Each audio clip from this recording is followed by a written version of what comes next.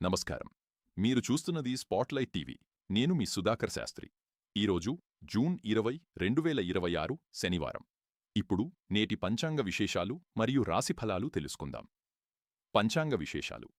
తిథి శుక్లపక్ష షష్ఠి సాయంత్రం వరకు కొనసాగి అనంతరం సప్తమి ప్రారంభమవుతుంది. నక్షత్రం మఖా నక్షత్రం ఉదయం వరకు కొనసాగి అనంతరం పూర్వ ఫల్గుణీ నక్షత్రం ప్రారంభమవుతుంది. యోగం వజ్రయోగం కొనసాగి అనంతరం సిద్ధియోగం ప్రారంభమవుతుంది.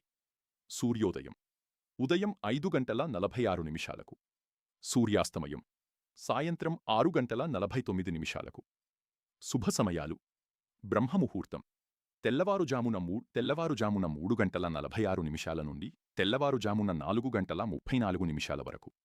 అమృతకాలం ఉదయం 9:00 నుండి ఉదయం 11:15 వరకు. అశుభ సమయాలు రాహుకాలం ఉదయం 9:02 నుండి ఉదయం 11:20 వరకు. యమగండం మధ్యాహ్నం అర్ధరాత్రి 2:04 నుండి తెల్లవారుజామున 3:34 వరకు. గుళిక కాలం ఉదయం తెల్లవారుజామున 5:46 నుండి ఉదయం 7:24 వరకు. నేటి రాశిఫలాలు. మేషం ఆత్మవిశ్వాసంతో ముందుకు సాగుతారు. చేపట్టిన పనుల్లో విజయాలు సాధిస్తారు. వృషభం ఆర్థిక లాభాలు పొందుతారు.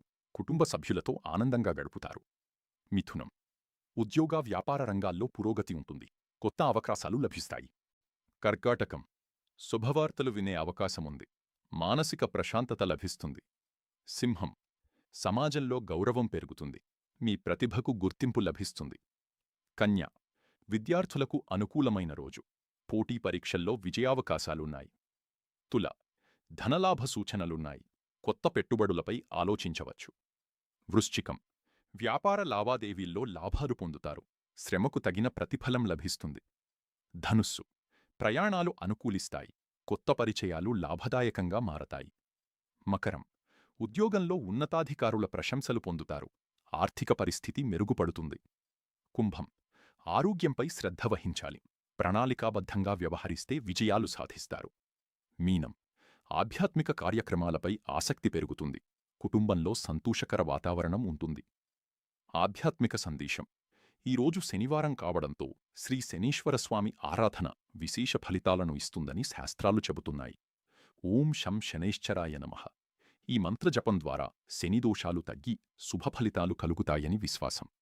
స్పాట్లైట్ టీవీ ప్రేక్షకులందరికీ శుభప్రాప్తిరస్తు. ప్రతిరోజూ పంచాంగం, నిత్య రాశిఫలాలు, ఆధ్యాత్మిక విశేషాలు మరియు తాజా వార్తల కోసం స్పాట్లైట్ టీవీను సబ్స్క్రైబ్ చేయండి. బెల్లైకాన్ను నొక్కి మా తాజా అప్డేట్స్ను వెంటనే పొందండి. మళ్ళీ రేపు పంచాంగ కార్యక్రమంలో కలుద్దాం. నేను మీ సుధాకర్ శాస్త్రి. నమస్కారం.